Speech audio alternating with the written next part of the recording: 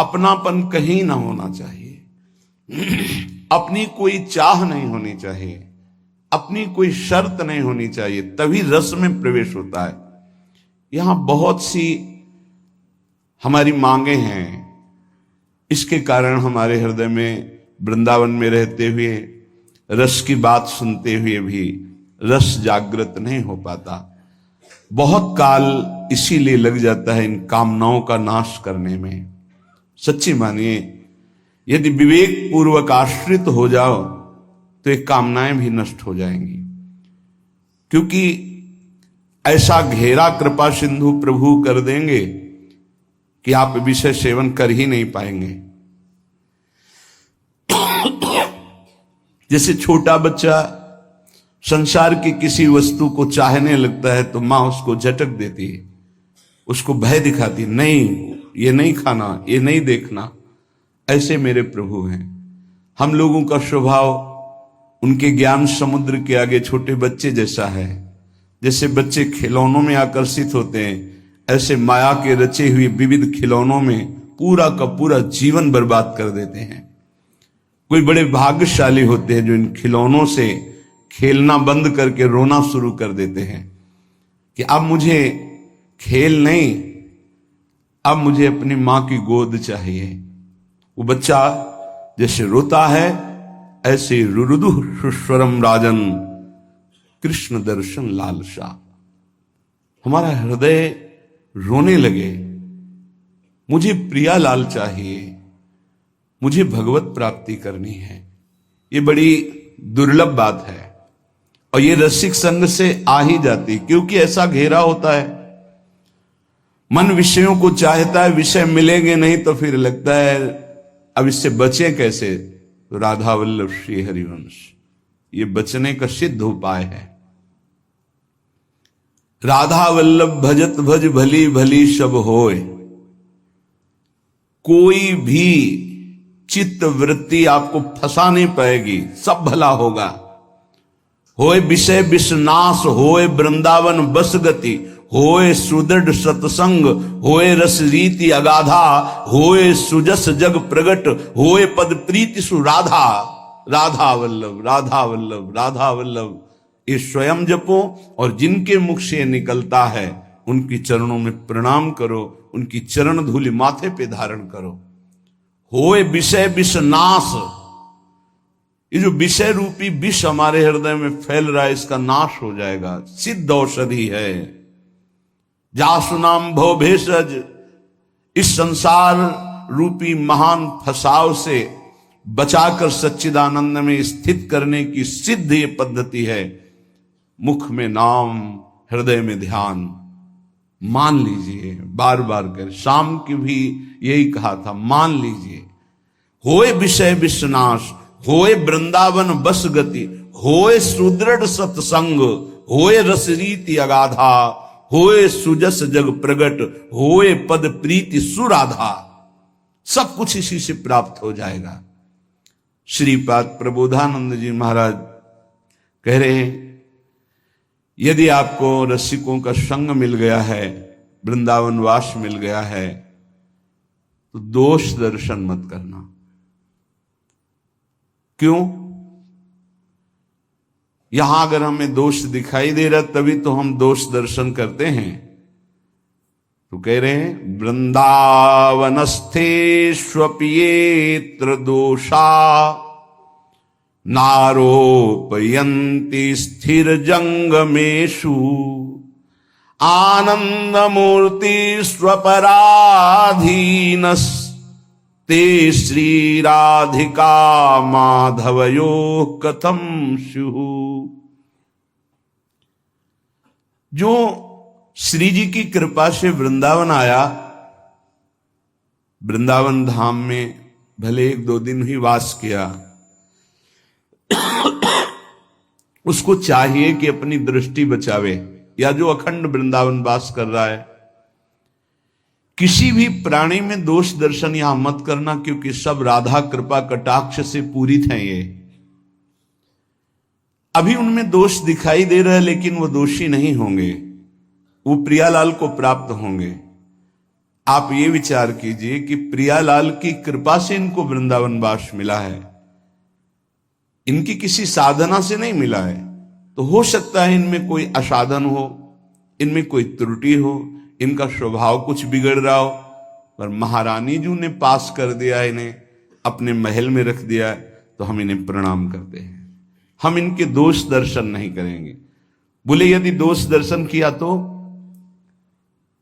बोले दोष दर्शन यदि किया वृंदावन वासियों के प्रति, वैष्णवों के प्रति, तो राधा माधव कभी आप पर प्रसन्न नहीं हो सकते। फिर जीवन का लाभ क्या रहा? श्री राधिका माधवयो कथम शिव, वो आपसे कैसे प्रसन्न हो सकते हैं?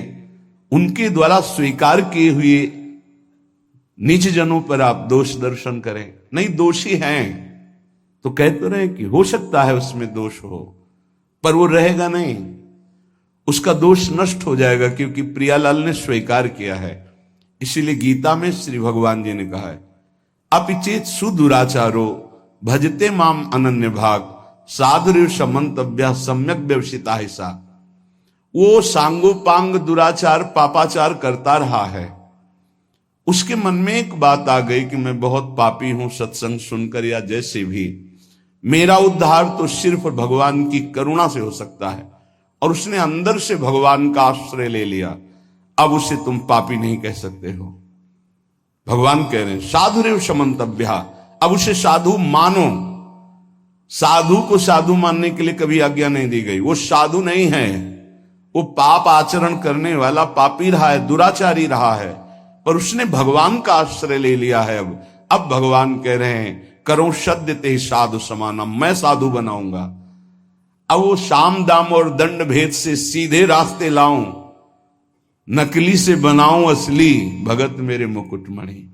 भगवान की विशुद्ध कृपा होती है। ये अनंत जन्मों के ऐसे दुर्वासनाएं परत की परत छुपी हुई कि साधन भजन करते हुए भी वो निकलती रहती हैं। अगर जरा संग हो जाए अंदर की वासना का, तो हमको कहीं ना कहीं आसक्त कर देती है। बड़े कृपालु हैं, वो हमारी चूक को ना देख करके वो करुणा करते हैं और हमें आगे बढ़ाते हैं। श्रीपाद कह रहे हैं यदि आप ऐसा करेंगे तो राधा माधव आप पर कभी प्रसन्न नहीं होंगे। दोष दर्शन की आगे के श्लोक में निंदा की बात कर रहे हैं। ये वृंदावनवासी निंदन रता, ये वान वृंदावनम श्लाघन्ते तुलयन्ति, ये चकुधियो केनापि वृंदावनम, ये वृंदावनमत्र नित्य सुख चिद रूपम सहन्ते नवा, तै पापिष्ठ नराधमैर्भवतु स्वप्नेपि में संगति। जो वृंदावन वासी हैं, जिन्होंने आजीवन वृंदावन वास का नियम ले लिया है, यदि कोई उनकी निंदा कर दे,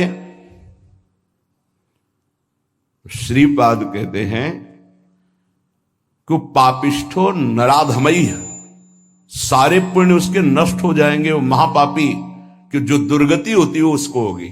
नराधमई, वो समस्त मनुष्यों में अधम गति को प्राप्त होगा। वैसे भी सिद्धांत में ध्रुवदास जी ने वर्णन किया है, पर निंदा किए ते आवत नहीं कछु हाथ, मूर्ख पर्वत पाप को ले चल अपने साथ। दूसरों की निंदा करने से हाथ तो कुछ लगता नहीं, और पाप की पोटरी सर पर रखकर नरक जाना होता है।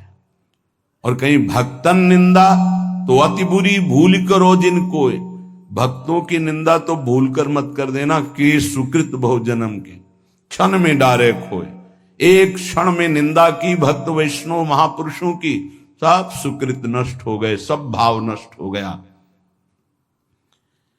यदि कहीं तुमको ऐसा लगता है कि ये गलत है, तो प्रियाजू से प्रार्थना करो कि मेरी दृष्टि पावन कर दो। आपने इनको पसंद किया, आपने स्वीकार किया, आपके महल में रह रहे, पर मुझे दोष दर्शन हो रहा, स्वामिनी मेरी दृष्टि को बदल दो। श्री वृंदावन के वास करने वाले की पूरी की पूरी जिम्मेवारी प्रिया प्रीतम ले लेते हैं, तो परम बंदनीय और प्रशंसनीय हो जाते हैं। चाहे वो ये क्रूरापि पापिनो न तो सताम संभाष्य दृश्या से। क्यों? क्योंकि अब वो ठीक हो जाएंगे, पक्का ठीक हो जाएंगे। प्रिया प्रीतम बहुत कृपाल हैं। अगर कोई भी शास्त्रों को, भक्तों की महिमा को पढ़ के देखो तो दो चार की बात नहीं कहते, प्रायः ऐसे रहे जो माया में बहुत ही भ्रमित थे और सत्संग के द्वारा, संत साधु महात्माओं की कृपा के द्वारा वो ब्रह्म ऋषि बन गए, वो महापुरुष बन गए भगवान की आराधना करके। तो ऐसा नहीं है कि कोई गलत है तो उसको परम पद नहीं मिल सकता, नहीं, वो गलती का सुधार हो सकता है।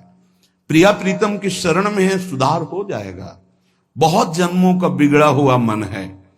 जो मंदबुद्धि वैष्णवजनों की, कहीं के भी वैष्णव हो, चाहे गृहस्थ हो चाहे विरक्त हो, यदि भगवत आराधन परायण है, कभी भी उसकी छिद्रान्वेषण वृत्ति से दोष दर्शन न करे। ढूंढे कौन सा दोष हो सकता है। बहुत सावधानी की जरूरत है। आपका चिंतन आपकी स्थिति से हो रहा है, उनका व्यवहार चिंतन उनकी स्थिति से हो रहा है। तो किसी की स्थिति में जब तक अपनी स्थिति नहीं मिलाओगे तब तक स्थिति का पता नहीं चलेगा। तो ये तो तुम्हें पता है नहीं कि अंतःकरण तदात्म किया, उसकी स्थिति में पहुंचे और बात जान ली। तुम तो केवल देह भाव में स्थित हो, तो देह भाव के अनुसार यदि किसी वैष्णव की, किसी भगत की, किसी बाहरी चेष्टा पर, बड़े बड़े महापुरुषों की बड़े विचित्र लीलाएं होती हैं, उनको समझ पाना बड़ा कठिन है। सत्संग हो रहा है, बीच सत्संग में सत्संग को रोक दिया श्री रामकृष्ण परमहंस जी, और लाओ वो ये पकोड़ा। विवेकानंद जी ने प्रार्थना की कि प्रभु, सत्संग में बीच में कई लोगों की श्रद्धा बिगड़ सकती है। ऐसे भाव में उनकी, तो उन्होंने कहा कि शरीर रजोगुण से चलता है, यदि रजोगुण न धारण करे तो अभी शरीर छूट जाए। जिस दिन मैं ना मांगू उस दिन जान जाना कि शरीर छूट जाएगा। एक दिन ऐसा ही हुआ, कुछ नहीं मांगा, सबको भय लग गया और शरीर पूरा हो गया। महापुरुषों की क्या लीलाएं हैं, अपने समझ के बाहर हैं। अपने को तो सिर्फ अपने हृदय को देखना है।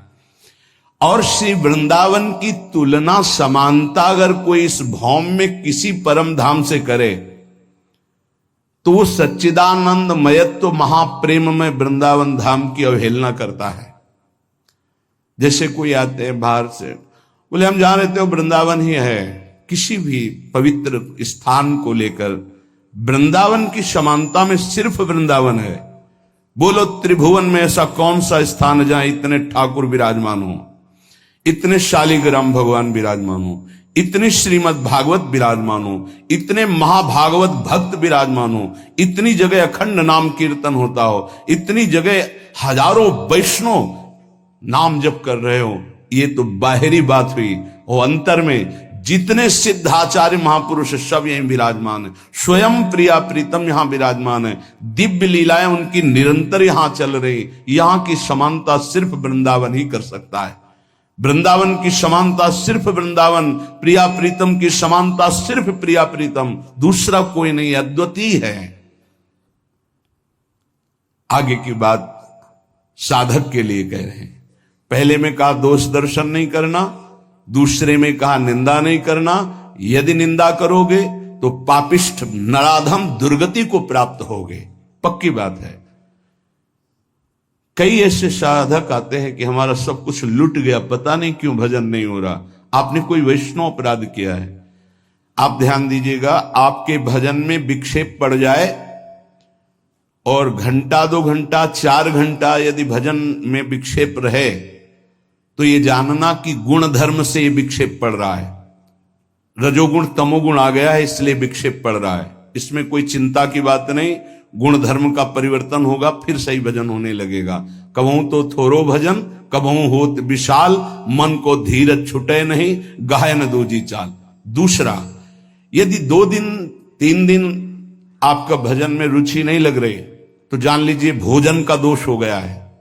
कोई ऐसा भोजन जो अधर्म की कमाई का है, वो आपको विक्षेप पहुंचा रहा है, वो 2-3 दिन में जलकर समाप्त हो जाएगा, क्योंकि आप भजन की चेष्टा कर रहे हैं, आपके अंदर पश्चाताप होगा, क्या बात है भजन क्यों नहीं हो रहा।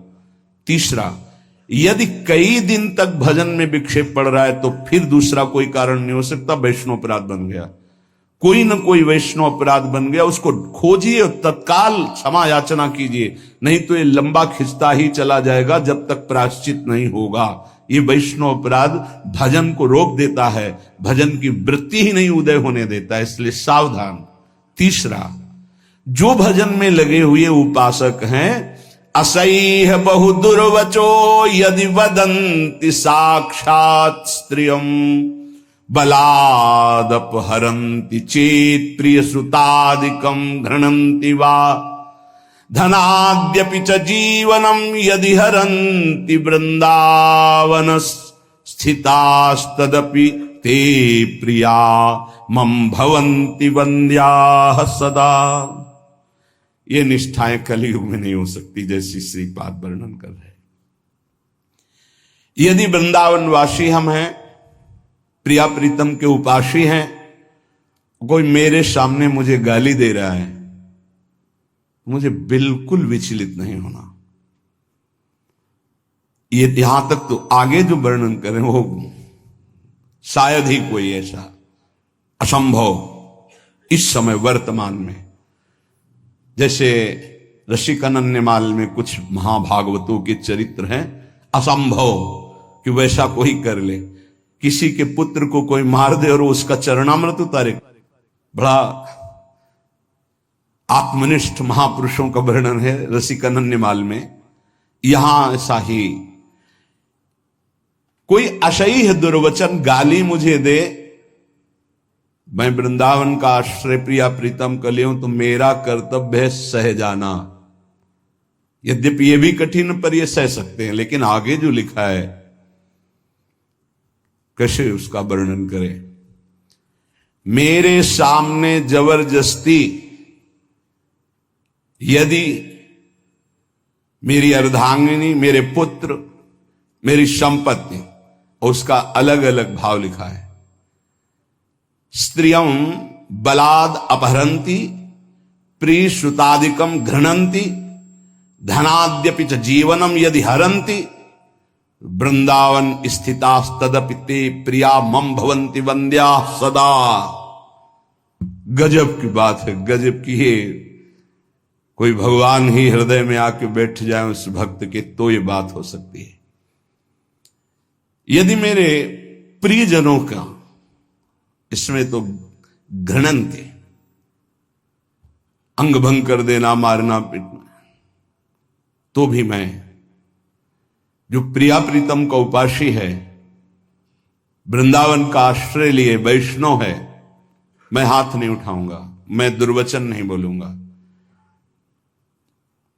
धन, पत्नी, पुत्र आदि के साथ अभद्र व्यवहार कर रहा है, मैं उस पर हाथ नहीं उठाऊंगा, मैं उसको दंड नहीं दूंगा, मैं दुर्वचन नहीं करूंगा। तो क्या ये मेरे प्रियाजू का जन है, ये वृंदावन का आश्रित है। ते प्रिया मम भवन्ति वन्द्याः, मैं सर ही झुकाऊंगा, वंदना ही। ये बहुत कठिन बात है, नहीं? ये इतनी बड़ी स्थिति ऐसा रसिकानन्यमाल में कई भक्तों के चरित्रों में पाया गया है। गजब की निष्ठा। ये निष्ठा तो केवल नाथ सकल संपदा तुम्हारी, मैं सेवक समेत सतनारी, पूरी दृढ़ निष्ठा। श्रीपाद कह रहे हैं कि ऐसे को श्यामा श्याम की प्राप्ति के लिए कोई अन्य उपाय करने की जरूरत नहीं, स्वयं श्यामा श्याम वर्ण कर लेते हैं। मेरे संबंध से, मेरे धाम के संबंध से तुमने क्षमा किया, तो हम तुम्हारे सारे अपराधों को क्षमा करते हैं और स्वीकार करते हैं। परस्वस्तेयैक व्यसनमपि नित्यं परवधू प्रशक्तम विश्वेशामः बहुधा हिंसकमपि दुराचारम लोभाद्युन्पहतमपि भ्रात तरुणम दिवांधस्तम वृंदावन गत जन्म नाम गणे। श्रीपाद ये वृंदावन महिमामृत पूर्ण होने जा रहा है, बड़ी जोर की बात कर रहे हैं। ये बहुत ऊंची कोटि की निष्ठाएं हैं। देखो बहुत सावधान रहना, महापुरुषों की आखिरी बातों को समझ पाने के लिए बहुत उत्तम स्थिति होनी चाहिए। बहुत विचित्र बात है। पीछे से इस श्लोक का अर्थ करते हैं कि जिसने अखंड श्री वृंदावन का वास स्वीकार कर लिया और शरणागत हो गया वैष्णव पद्धति से, वो अभी उगता हुआ सूर्य है, अभी प्रकाश नहीं हुआ, बस उगने वाला है। इसलिए तुम कहीं भूल न कर देना उसके साथ।